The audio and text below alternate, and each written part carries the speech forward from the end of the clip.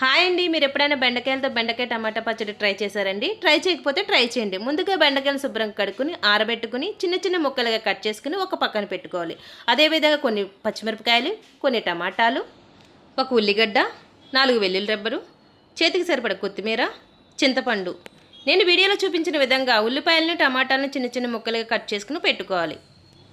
ముందుగా స్టవ్ వెలిగించుకుని బాండీ పెట్టుకుని 2 చెంచాల నూనె వేసుకుని తరిగి పెట్టినటువంటి బెండకాయ ముక్కలను వేయించుకుని డీప్ ఫ్రై చేసుకుని పక్కన పెట్టుకోవాలి.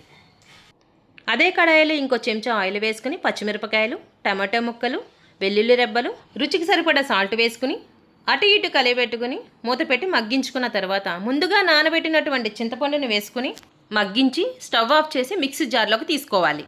ఈ విధంగా బరకగా పట్టుకున్న తర్వాత మనం ముందుగా వేయించుకున్నటువంటి బెండకాయ ముక్కలను వేసుకుని 2 సార్లు బరకగా మిక్సీ పట్టుకుని ముందుగా కట్ చేసుకున్నటువంటి ఉల్లిగడ్డలను వేసుకుని ఒక్కసారిగా మిక్సీ పట్టి ఒక బౌల్లోకి ట్రాన్స్ఫర్ చేసుకోవాలి.